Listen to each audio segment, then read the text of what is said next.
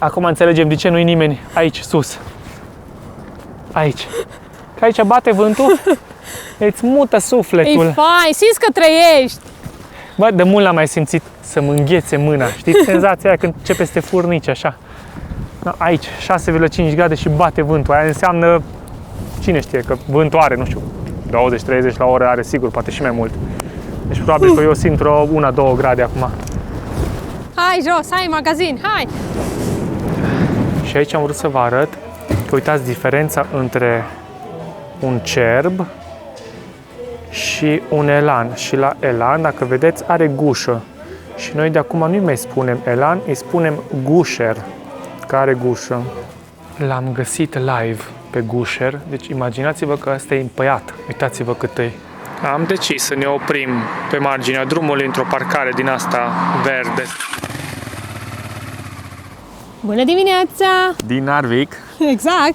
Norvegia, Aici dubitarii, motocicliști de la Lucifer Videographer Iasmina și Robert. și vă salutăm din ziua 25, 16 august. Exact. Și uitați aici ce avem în față. Ce avem în spate, de fapt. Acum în spate, da. Cel mai nou pod de aici din Narvik, pe care l-am fentat ieri și nu am trecut peste el, că costă undeva, nu știu, între 18 și 25 de euro. Nu am reușit exact Nu să știm aflăm. exact acolo, că lumea lasă recenzii, dar nu știi ce să crezi. Și am ocolit 25 de kilometri să ajungem aici, la locația asta de campare. Am dormit sub pod, cum s-ar spune. E o parcare, pur și simplu o parcare betonată, ca norocul că a plouat toată ziua și toată noaptea. S-a oprit chiar acum dimineața, acum deja e ora 10 și ceva, eu streaz de la 7 că am meditat și să mai avansez un pic.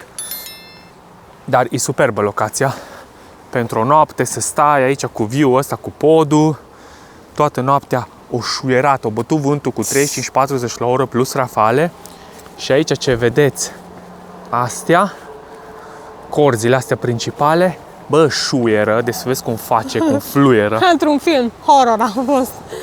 Și Dubița ne așteaptă. Unde mergem azi, Robert? Păi, hai să vedem.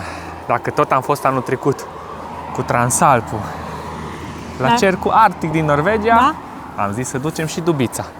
Că la cercul arctic din Suedia au ajuns deja în tura asta. Și aici avem un loc liber. Să găsim un sticker mic și pentru Dubița. Așa că, haideți la drum să ducem și Dubița la cercul arctic. Haideți! De fapt, ea să ne ducă pe noi. Noi doar o însoțim. Astăzi nu arată ploi, deci avem toate șansele să ajungem până la cercul arctic. Totuși, 350 de kilometri, ne dă aproape 6 ore pe drum, destul de târziu deja, dar altceva nu ne mai propunem să facem până acolo.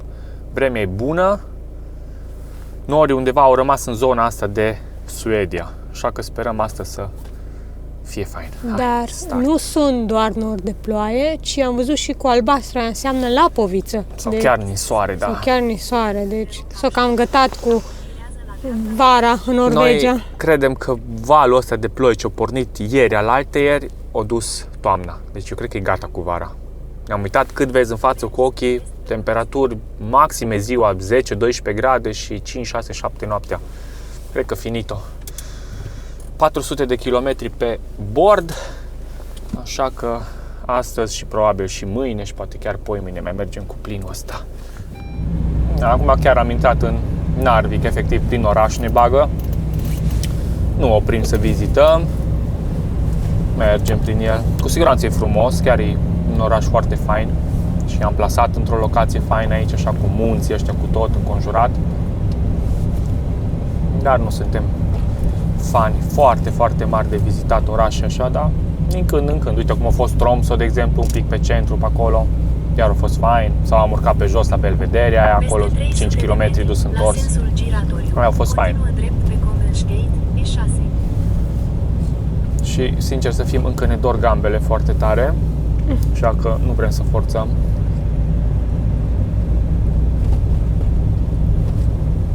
Urmează să trecem un pod mare. Imediat ajungem pe el. Acum ne uitam iară cât e de accentuată treaba asta în Norvegia, aici pe Marea Nordului, cu fluxul și refluxul. Cât de mult se poate retrage apa. Și Și rămân numai bolovani. Uitați ce fain e podul. Vântul bate cu 9 metri pe secundă pe el.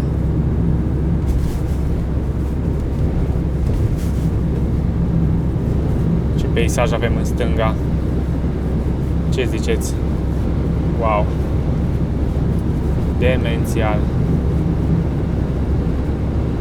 Ce se simte cum bate vântul. Mai avem 35 de kilometri și avem o trecere cu ferii de pe traseul E6. Și vremea e chiar ok. E un ferry principal, așa că nu cred că o să stăm mult, să așteptăm. Vedem când ajungem acolo, dacă e aglomerat sau nu.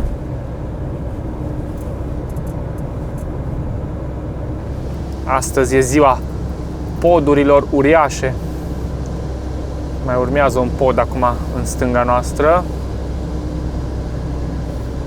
S-a pornit și o ploaie măruntă.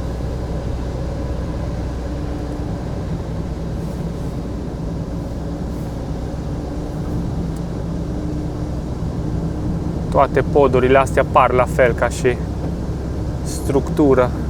Au aceiași piloni de beton. Interesant.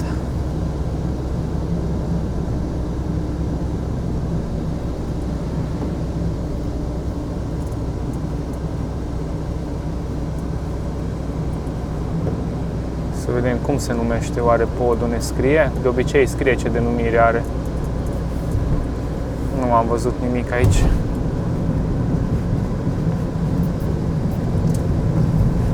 E un fenomen foarte interesant în fața noastră.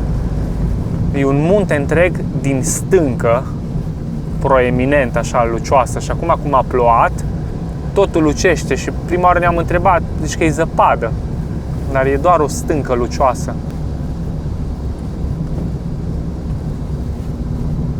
Ce frumos e deja peisajul aici jos, lângă mare. Am avut o coborâre de 9%, ni sunt fundate urechile, acum înghițim în sec să ni se desfunde. Și în zare deja vedem feriboturile care circulă de pe o parte pe alta.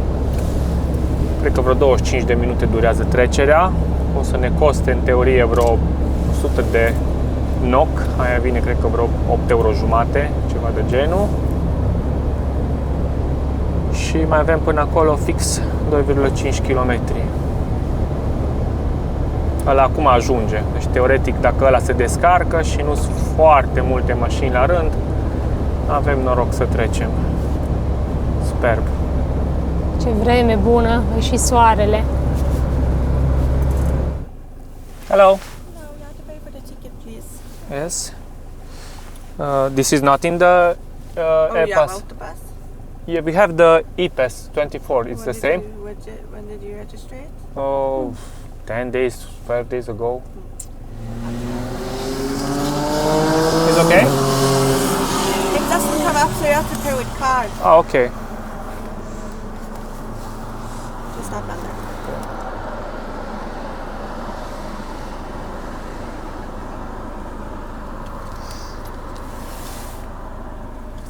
Thank you. Thank you.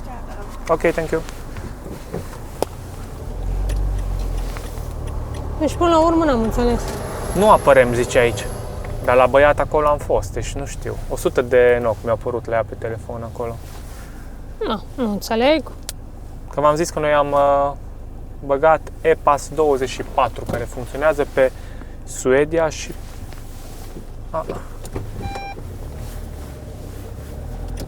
Păi Suedia și Norvegia, dar Suedia și Norvegia, da. sperăm să nu ne luăm amenzi. Și am trecut, când am mai trecut cu feribotul, ieri sau la altieri? Și băiatul ăla m-a scanat și au zis că e tot în regulă. Nu știu, ciudat. Sperăm să nu avem probleme.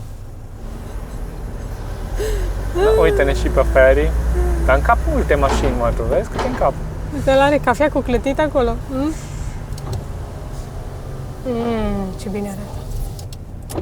Cumpărați-mă cafea, dragilor, dacă doriți, bineînțeles, să ne susțineți. Aici pe feribot. Exact. Mulțumesc! Am urcat deasupra de dubiță Să mai vedem cum arată de sus, că n-am mai văzut de mult. Uite că arată bine. Nici e mult locul lăsat de mine. Domnul din spate, normal se lasă puțin, jumătate de metru. Aici sus sunt motocicliștii italieni pe care i-am lăsat să treacă la un moment dat în fața noastră.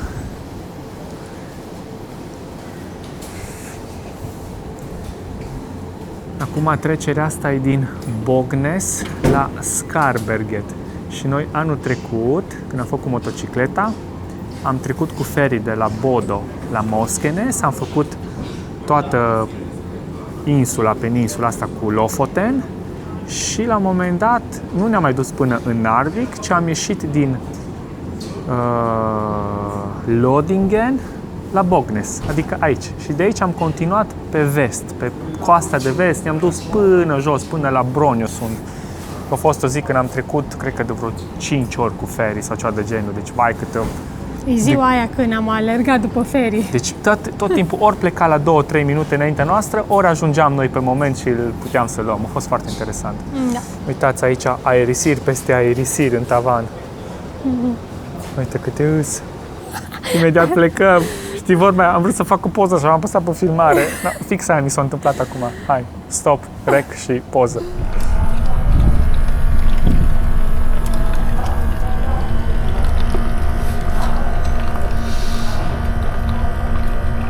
De fapt e invers ordinea.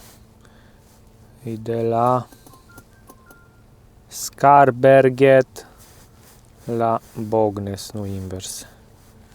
Și ce vă ziceam eu sus pe ferry, îi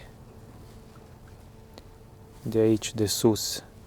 De aici era Lodingen, aici, și am venit la Bognes. După aia am coborât pe aici, pe toată partea asta cu Skutvik, numai ferry-uri aici în jos. Nebunie curată a fost, fain. Pe la Bodo iară, pe la Reipa, pe la Jetvik. Frumos. Până aici la Bronyosund. Și gata. Ieșim de pe ferry.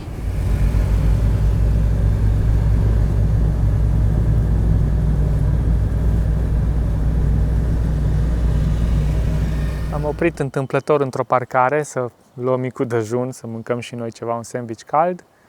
Și am recunoscut locația, că noi am mai fost aici cu motocicleta și aici este un supermarket Joker la care totul e automatizat. Intri cu cardul, tragi cardul la ușă, intri, îți faci cumpărăturile, plătești la automat și scanezi bonul și ieși afară. Nu are absolut niciun angajat. Și aici mai este o benzinărie din asta tot automată, unde știu că m-am enervat că aveam vreo 200 de kilometri pe bord, trebuia să alimentez și nu puteam, nu-mi lua cardul românesc. Și un pic mai în partea aia, că încolo mergem noi acum, o să fie ceva Basecamp Harmony sau așa ceva se numește, sau Hamaroi, Basecamp Harmony, Hamaroi, nu mai știu cum îi zice, ceva Basecamp. Și acolo am stat noi campați cu cortul o noapte. E tare acum așa să revezi locurile astea. Oricum, în mare parte încercăm să nu mai repetăm rutele, dar astăzi trebuie să mergem pe acest E6, că vrem să ajungem la cercul arctic și nu ai alt traseu. Roșii castraveți și sandwich cald. Acum am intrat în localitate, în Sorkil. Uite, Fjord Camping într-un kilometru. Era mult mai uscat când am fost noi în iulie. Acum fiind mijloc de august, uite, din cauza cu fluxul, cu refluxul, e complet altceva. Atunci știu că am adunat scoici, erau pietre uscate, așa. Acum totul e mai umed. Aici era coborârea în dreapta. Nu e nimeni acum. Știu că a fost destul de scump, am plătit 30 și ceva de euro atunci. Cred că 40 de euro am dat în total, cu tot cu spălat de haine, cu internet, cu curent. Eram cu cortul și cu motocicleta. Aici iară ceva intersecție cunoscută. Noi ne-am dus la Finoi, în dreapta, ca să luăm ferry.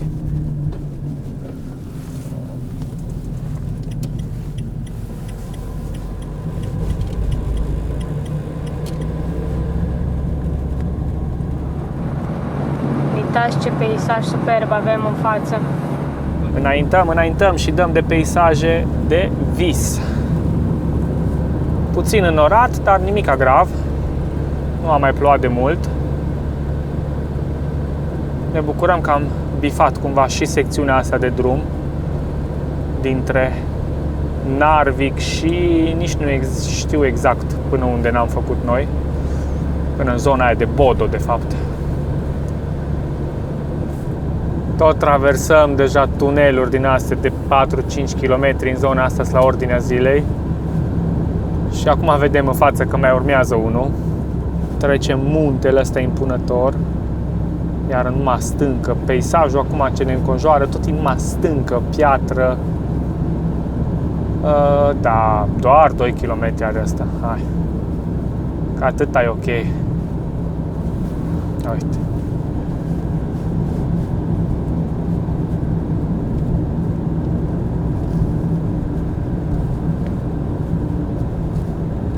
Asta ultimul a fost pe urcare susținută, constantă. 4 km 500 parcă. Aici văd că coborâm acum. A ieșit soarele.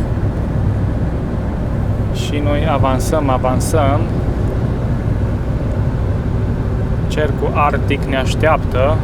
În doar 50 de kilometri suntem acolo. S-a deschis și drumul, am ieșit din zona aia de serpentine.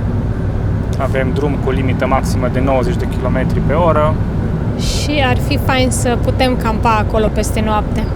Deci câte locuri faine am văzut deja pe drum. Cred că de 10 ori am vrut să oprim, dar ne-am propus de dimineață că mergem până la cercul arctic astăzi. Hai să mergem. Și de mâine o lăsăm mai moale.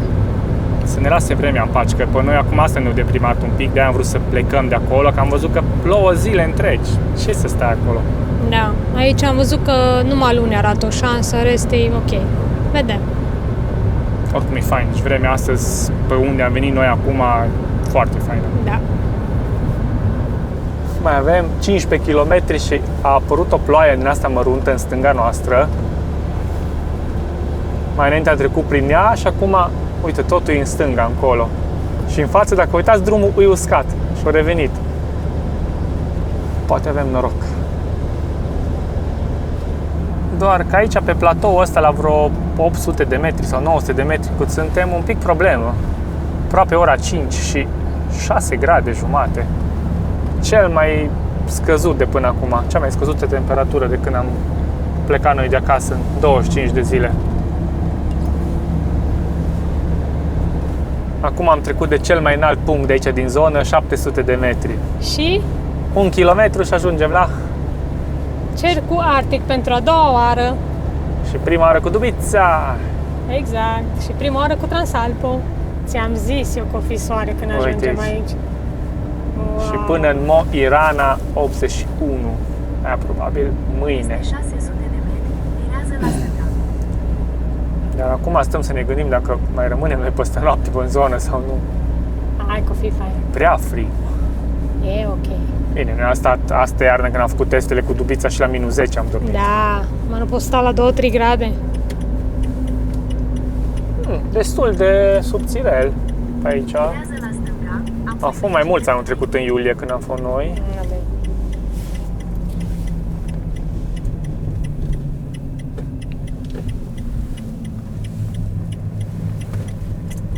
Uite aici e parcarea ce ți-am zis. Nu știu, arată interzis să stai. Să nu faci foc numai. Să faci foc.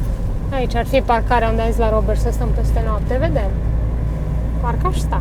Mergi drept înainte, apoi virează la stânga. Uite-l, mă. Au ajuns și Dubița aici, mă. Vezi, nici aici nu e mult mai interesant ca ăla din Suedia. Dar parcă e mai... Dar e fain așa. Să-ți propui, uite, acolo are un Renault. V-am spus că ajunge și Dubițul. Mă pun cu fața la soare ca să-mi bată în parbriz. Hai că ne vedem înăuntru. Am parcat Dubița. Bate vântul bine pe aici. Chiar e răcoare afară. Dar noi abia umblăm, bă, ce mă doare gamba. Intrăm imediat și înăuntru, dar până e vreme bună și nu vine ploaia aia, hai să urcăm aici lateral. Data trecută am ridicat drone, acum nu mai ridică, bate foarte tare vântul. Acum am început un pic urcările, mi se încălzesc gambele și încep să-mi revin. Le simțim chiar de piatră, așa cumva înțepenite.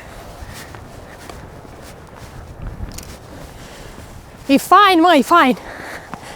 Uite, 66 de grade cu 33. Uai, acolo e zăpadă. Data trecută, în iulie, n-am prins zăpada aia acolo. Acum înțelegem de ce nu-i nimeni aici, sus. Aici.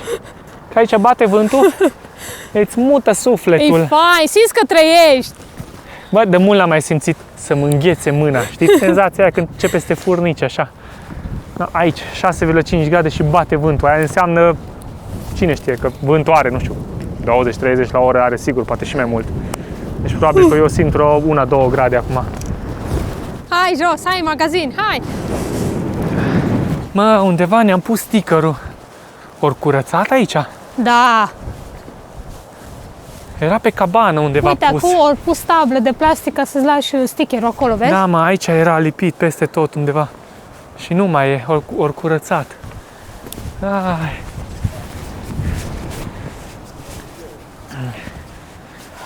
Bă, ce poate să bată vântul. Uite ce fain.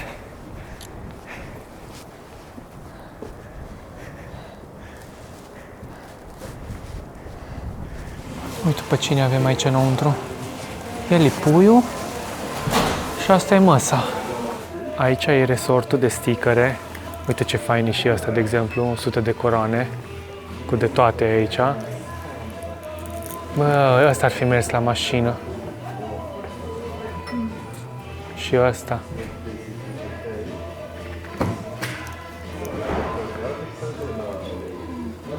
Și cred că o să luăm totuși pe ăsta micu.